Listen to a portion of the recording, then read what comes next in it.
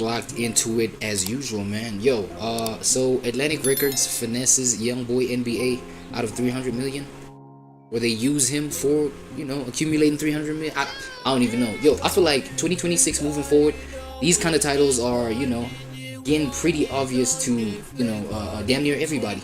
The fact that these kind of situations are a scam. Like, I'm gonna say it, they're a scam in 2020. Like, you go into it knowing that you're getting into, you know, some degenerate shit, for real. Like, depending on how shit goes for you and all of that, right? And I guess we're here breaking down YoungBoy's version of this kind of situation. You know, let's hop into it. Me, I call y'all flukes. Age of Aquarians drooling for the stars. I ain't juice. It ain't no level too high up, yeah. That we can't reach with our eyes closed, like no cap. Infinite water deep dive, yeah.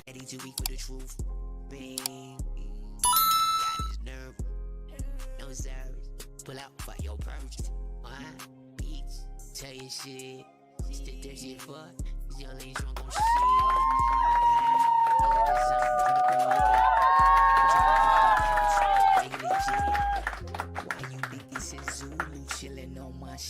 Fuck. Oh, muted again. Shit. Yo. Nah, as I was saying, before I realized it, like, this thing, I'm gonna get it right though. I'm gonna fucking get it right though. Don't get it twisted. Listen to me. Oh shit. Now we gonna get it right. Fuck that. I just realized I spoke without the mic. But you know what I'm saying? Before I would have gotten that, I think maybe 15 minutes down the line, bro. 10 minutes down the line. I would have been discouraged the fuck out of this motherfucker. You know what I'm saying? I would have gotten so discouraged out of carrying on with the thing. It wouldn't have been the same. You know what I'm saying? But I got it. We good. Feel me? Damn, why are all my sound bites open? That was weird, right? Okay, so we gather here today, folks. You know what I'm saying? Hold on, let me introduce the whole little thing. I know we doing the intro to these kind of things, but you know, it's like a two-step verification type of process, right? Gotta intro it like twice. How Atlantic Records finessed YoungBoy NBA out of 300 million. As I said, man, if it doesn't dawn on you the fact that, you know, the scammy nature of these kind of situations right here, you know what I'm saying? Especially where a major label is involved, signing some new talent and shit like that. Well, NBA is not new, while YoungBoy NBA is not new. I'm saying he been out here for a minute. But yeah, I guess like this is his version of like us seeing how a major label fucked him in the no Vaseline. Let's do it, right? Let's go. Since 1974, Atlantic Records has been one of the biggest music labels that's ever operated. Given the experience they have, they know how to finesse and trick young artists. Tell me about it. YoungBoy, a kid from one of America's most dangerous cities at 17, signed what looks like a life-changing record deal worth millions. Fast forward 5 years, and that same artist has generated over $300 million in revenue for his label while barely seeing a fraction of it himself. NBA YoungBoy, why do they tell that young man? And I'm getting from the source, like the guys. Yeah. I'm talking to even sometimes their lawyers. When he dared to speak out, calling his own record deal slavery, the industry machine turned against him. And shit, he pulled a Prince. He legit pulled a Prince. Remember when Prince painted slave here? Right? I feel like that's the only thing left for YoungBoy to do as well. Right? I mean, as I said, bro, like 2026 moving forward, it should be obvious to damn near everybody. Because since the time of Prince, and if y'all know Prince, y'all know, like he's a legend of old, right? So if he just like had this kind of temperature towards like major label energy, what more now? Like, you know what I'm saying? Made an example out of him. I'm just pointing out the consistency, right? This isn't just another sob story about a rapper getting a bad deal. This is about NBA YoungBoy, one of the most streamed artists in hip-hop history, and how Atlantic Records systematically... And I feel like, wait, one more pause before we really get into it. I feel like the one thing that made it interesting for me to see this title and be like, you know what, I'm lining it up for the reaction, is because YoungBoy is a favorite artist, bro. Like this guy, like you know, the amount of times that he's streamed, you wouldn't think he's going through this kind of shit, right? But I guess, you know what I'm saying, it gets the best of them, man. It gets the best of people. You know what I mean? And that's the scary part. trapped, So let's see this. exploited, and then tried to destroy his career when he refused to stay quiet about their predatory practices. Why? We're talking about a young man who should be worth hundreds of millions based on his streaming numbers alone. Well, he is. It's just it was not for himself, right? Why did Atlantic basically tell YoungBoy, listen, after 22 albums that you dropped in a time period where we only contracted you to do five, yeah, hey, we'll negotiate and give you this amount of money, but we ain't giving you a mother part of your masters back. But instead found himself fighting for basic financial freedom while corporate executives got rich off his pain. And when he finally broke free, Atlantic offered him $25 million to come back, proving they knew exactly how much they had been stealing from him all along. and actually knowing his value.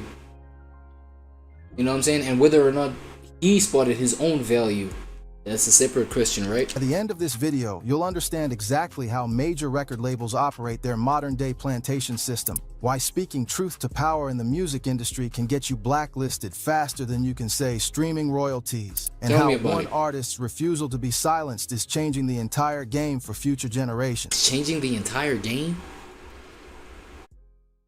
Okay then, break it down then. When YoungBoy started, he's 17, he's 22 now. You don't understand what the fuck going on. He's just putting out music. It took a team to be around him. Now he just started, and that's why he loves Birdman so much, even though, you know. So if you want to understand the real economics behind those Let's do it. million-dollar record deals you see in the headlines, Let's if do you it. want to know why your favorite artists stay broke while their labels get rich, and if you want to see how the music industry's power structure is finally starting to crack, you need to stick around until the very end of this documentary. Let's see, What's man. good? It's your boy Hip Hop History, and today we're diving into one of the most important stories in modern hip hop. Good to meet you, brother. To meet you, brother.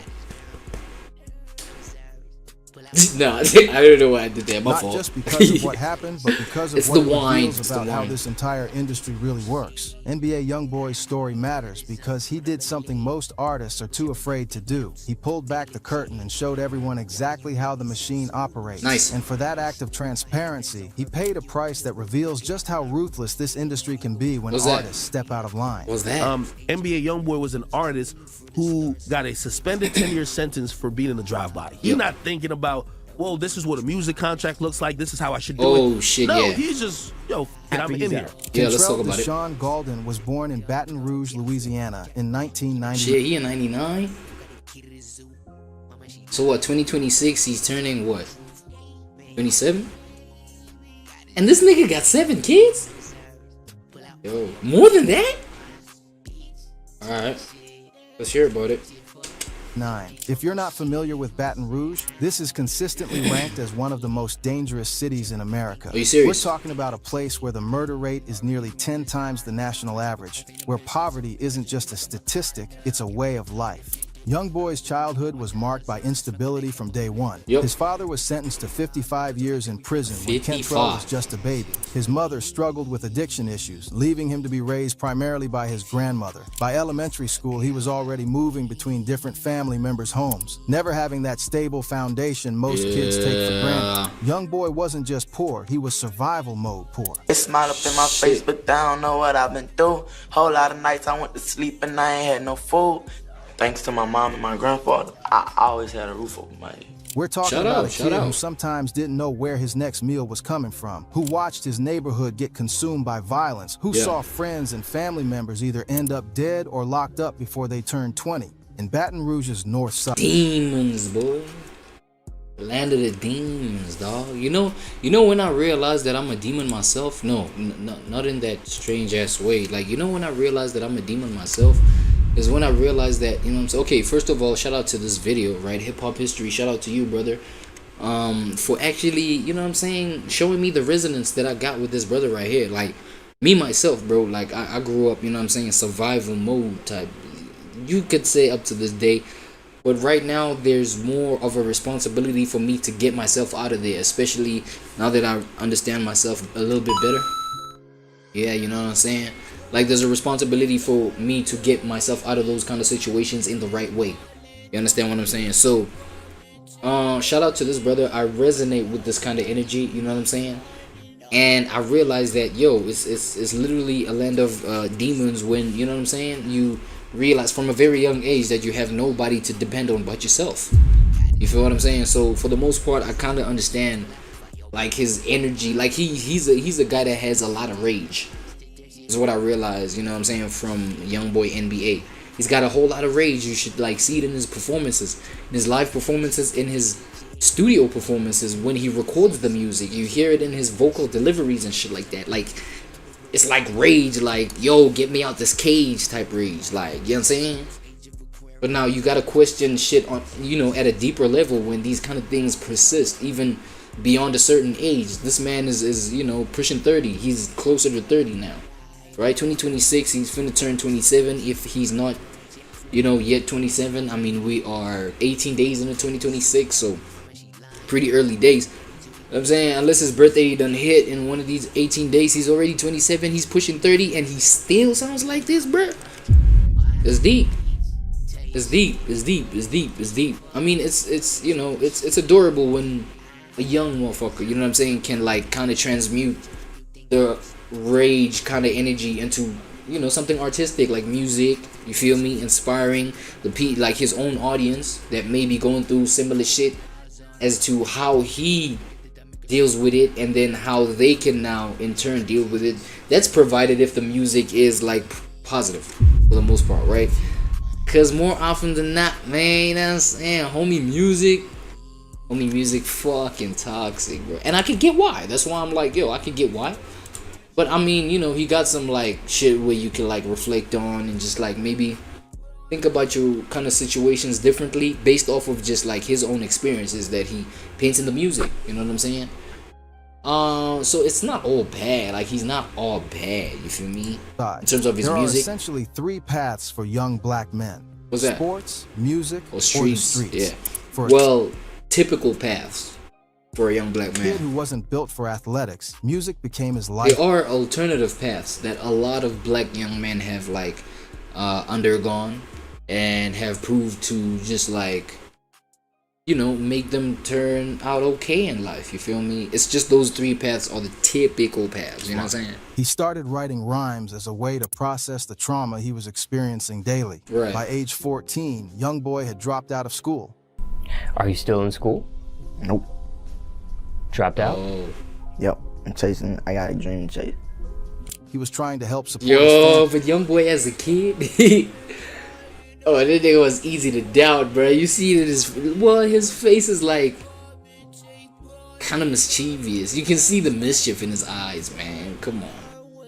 You would easily doubt that this motherfucker might make it. You know what I'm saying? I don't know. family, navigating a dangerous environment where going to school could literally get you killed. Yeah, I heard that. And already showing serious talent as a rapper. The streets called, and YoungBoy got caught up in some of this lifestyle, which led to him being placed in a detention center when he was just 15. While locked up, he didn't sit around feeling sorry for himself. What did he do? He used that time to focus entirely on his music, writing constantly and building the incredible work ethic that would later make him one of the most prolific artists in hip-hop. Yeah. When he got out, he was more determined than ever to make music his way out of poverty. He started recording in makeshift studios, often using basic equipment in friends' bedrooms. That's where it all starts. Usually, yes, that's where it all starts. Like I guarantee you, like 99% of people who are even great today, they all start with basic material. So you know what I'm saying. This is just like a young sidebar to be like, yo, if you find yourself in that kind of position, man, come on, man. It's not, you know what I'm saying. You still like literally. That's where it starts. That's one of the the main ingredients of, like, you know what I'm saying, great ones. You feel me? Chosen The ones. quality wasn't professional, but What the was raw emotion and authenticity in his voice was undeniable. Yeah. His early mixtapes, Life Before Fame and Mind of a Menace, weren't just music releases, they were audio documentaries of life in one of America's most forgotten communities. Right. YoungBoy was rapping about real experiences with emotional honesty that was rare even in hip-hop. Yeah. By 2016, his YouTube numbers were climbing. Songs like 38 Baby and Untouchable were getting hundreds of thousands of views organically. Yeah. This wasn't manufactured hype. This was genuine grassroots support from fans who connected with his story. Nice one. But here's the thing about being an independent artist Was from it? Baton Rouge. Where is it? You can have all the talent in the world, but without industry connections, proper distribution, and shit. marketing budgets, there's a ceiling to how far you can go. There you go, boys. There you go. I feel like if you didn't catch the answer right there, you'll never catch it. Connections, knowing the proper people, you know what I'm saying, and just like building like the right motion off of those two things, off of the connections of people who prior were there and happened to give you a hand up. You know what I'm saying? Not up, but like give you like one of those booster arms. You know what I'm saying? Just to boost your ass a little bit. You know what I'm saying? Just a little bit. Without that, sorry, you like, or at least don't expect the kind of result that YoungBoy had. You feel me? YoungBoy, yeah, like YoungBoy being the person that he is. You know what I'm saying? He's damn near a 1%er.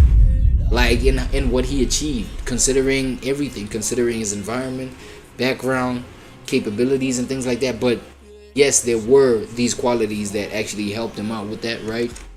His work ethic, his energy, his stubbornness, because you got to be stubborn to like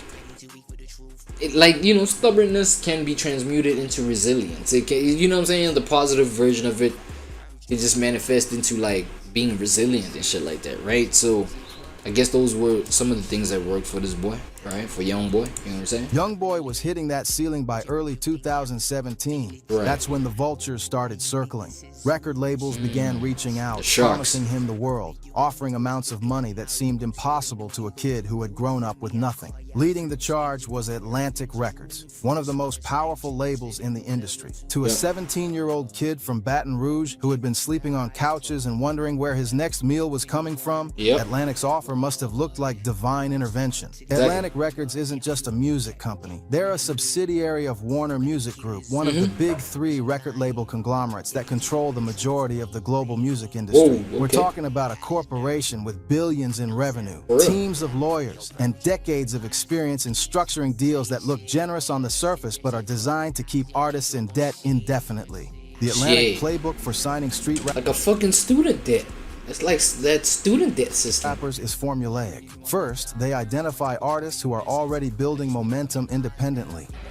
I don't like to see a lot of internet stuff. What you like to see? Reducing their risk because they're not gambling on unproven talent. Second, they approach these artists at their most vulnerable moments. Exactly. Boys, here's another answer to y'all. You know what I'm saying? To y'all maybe curious minds. Especially if you're doing homework before jumping into this kind of thing. You know what I mean?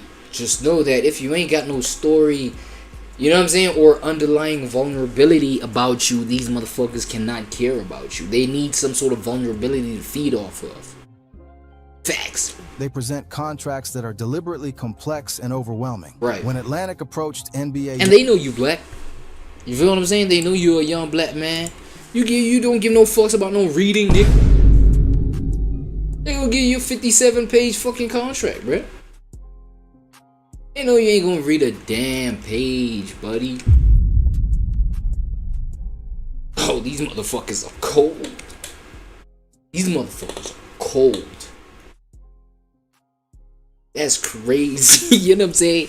Yo, I ain't gonna lie, bro. That's damn near a crime against humanity, dog. Facts. That's a crime against humanity. You're betting on the fact that this nigga cannot read. He won't go through all the contracts, so he will not catch everything that is, you know, obligated from him. I don't know if that don't scare y'all, bro. I don't know. Y'all made it like y'all cyborgs. YoungBoy got no in hearts. 2017, they followed this playbook perfectly. Nice. Here was a 17-year-old kid who had proven he could create music that connected with audiences, Right. who was dealing with legal issues requiring expensive representation, Right. and who was supporting multiple family members on inconsistent income. The offer they presented was reportedly worth several $1 million. To put that in perspective, that's more money than most people in Baton Rouge see in their entire lifetime. Exactly. For a teenager who had been worried about basic survival, this seemed like winning the lottery. But here's where the finesse begins. Where? That several $1 million wasn't actually cash. What was it? It was an advance against future earnings. Fuck Essentially that. a loan that YoungBoy would have to pay back It just came about. But that ain't shit. actually just mine.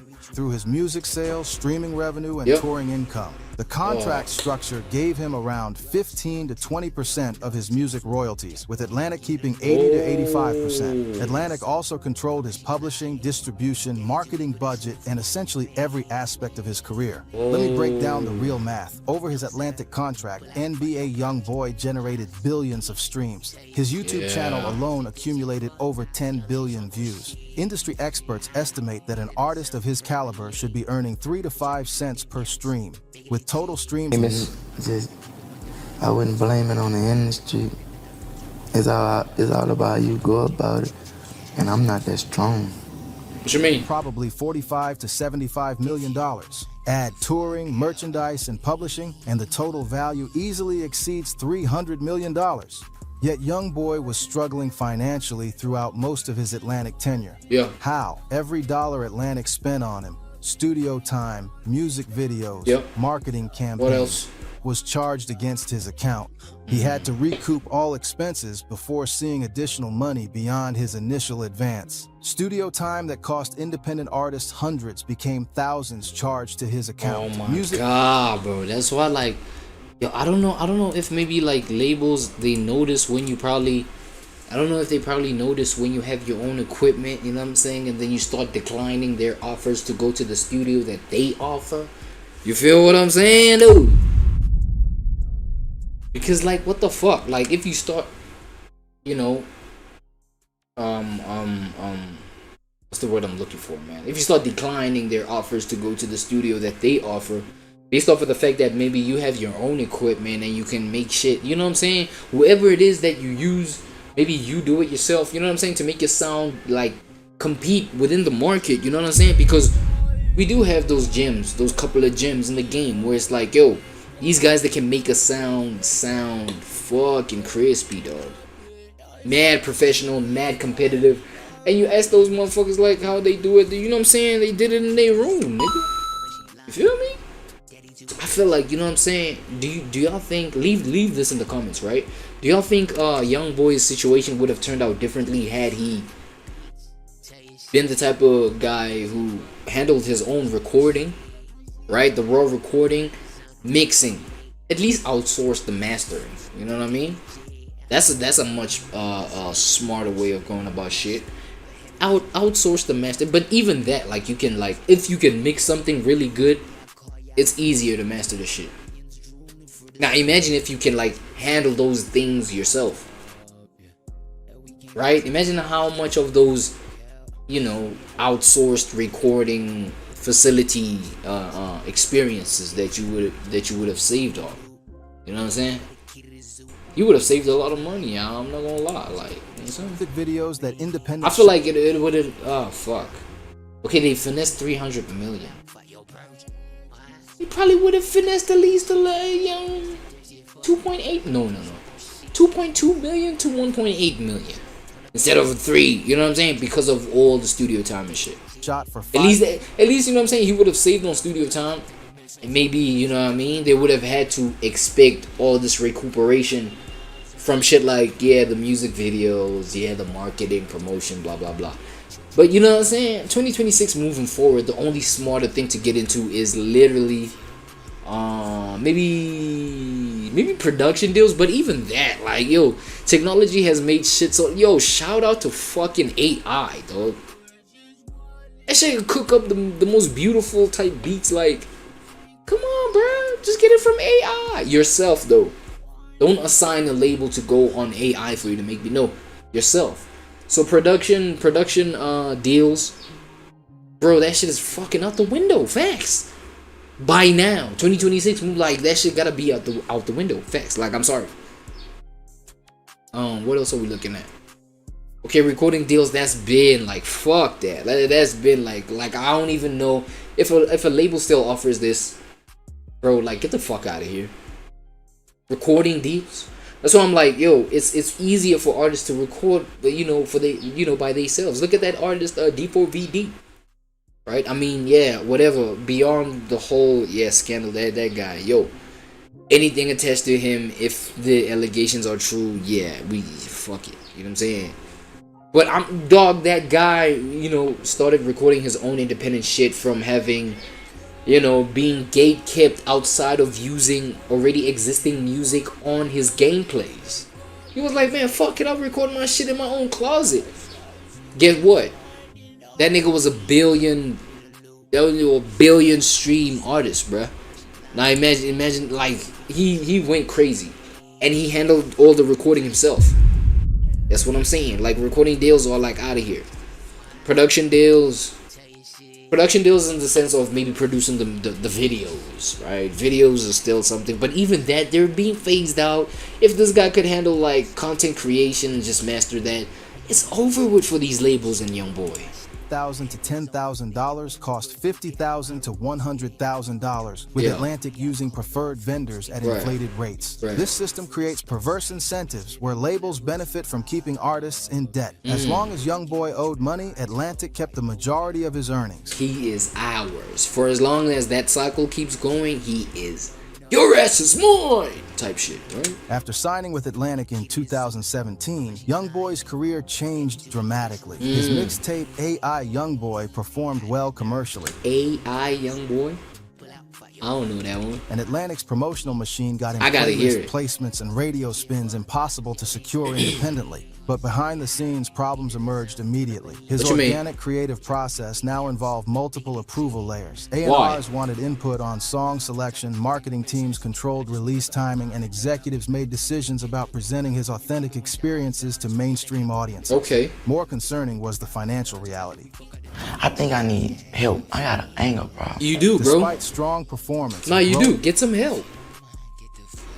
And as I said, I relate to this boy to this man now, right? In terms of that, bro, like, you need help. I relate to your kind of energy because I share the same kind of energy, kind of, you know what I'm saying? A little bit, kind of temperature about life. I got the kind of same chip on my shoulder. I'm talking about the, you know, similarity and the intensity of the chip on the shoulder. Not the exact same chip that, you know, manifests this, you know, the same circumstances as he has to deal with. My shit is, it's like in terms of the intensity of you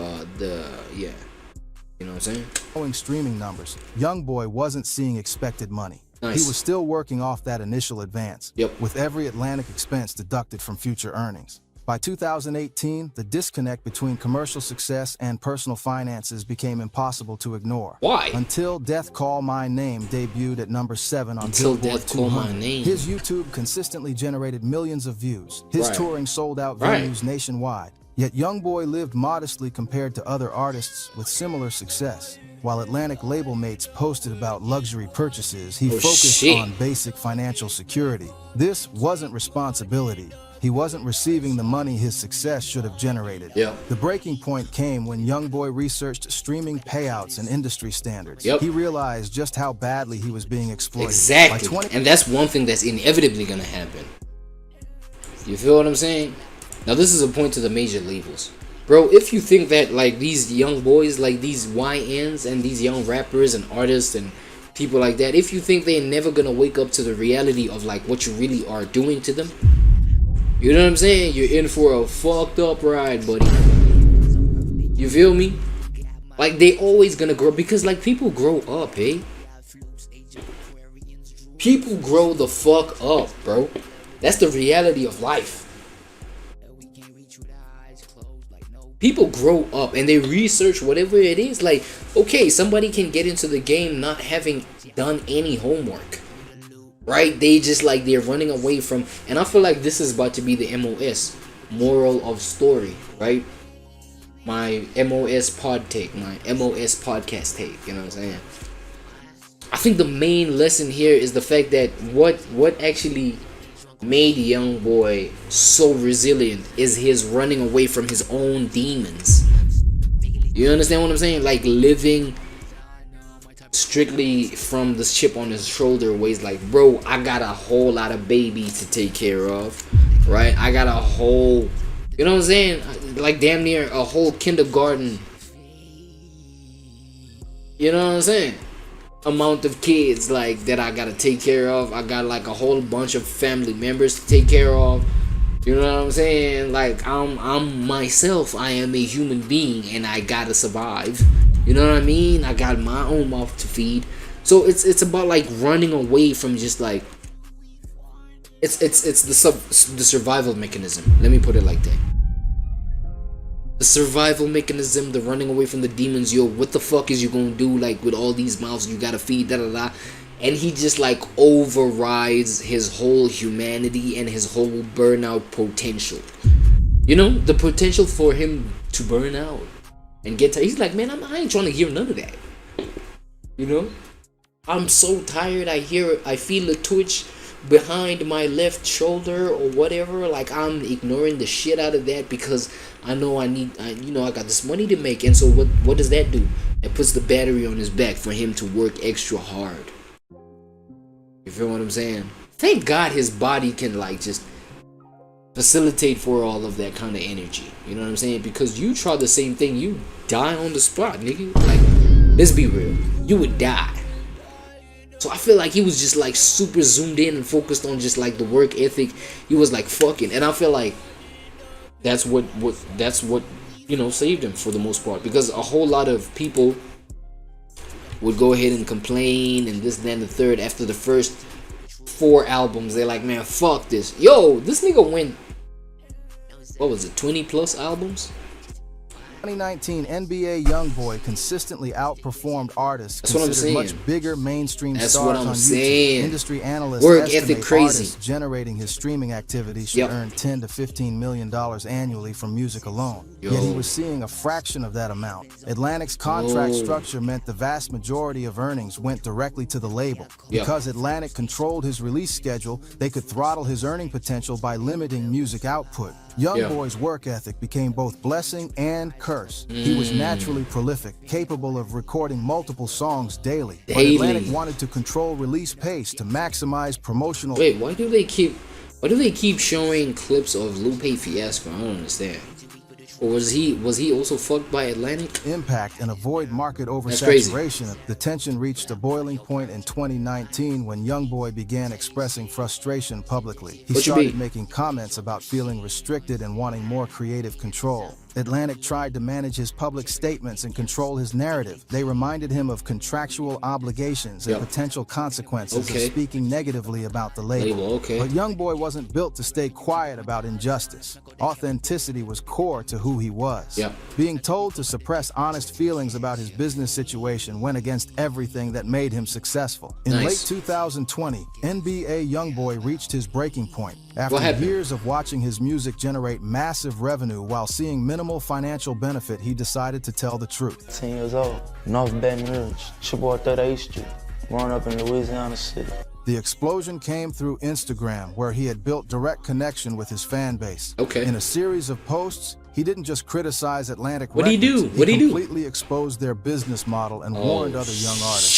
The most damaging statement: don't sign to Atlantic unless you want to be a slave. That word choice, slave, wasn't accidental. YoungBoy was making a deliberate comparison between Atlantic's contract structure and historical exploitation systems. Despite appearance of wealth and success, he felt trapped in a system where his labor generated massive profits for others while he remained financially dependent. He claimed Atlantic was making far more money from his music than he was, despite him being the creative force. He suggested the label's promotional promises. It's crazy how like you have to be somebody who's like forced to see how you can handle the business of something before you can like decide, you know what, I think they playing me here, right? Before you can even realize that, nah dog, I could be doing some shit by myself, handling some shit with like a team that I can like, you know what I'm saying, outsource and whatever, blah blah blah. Like, you know what I mean? It's like his hand was forced into thinking like how a business would think. So for the most part, there's some good, you know what I'm saying, off of being finessed by a label. There's some good that could come out of it. Let's admit it. Because you have to be in a label that fucks you over long enough, you know, for you to even realize, nah, I am being fucked. No Vaseline. Right? You have, like, the strokes have to be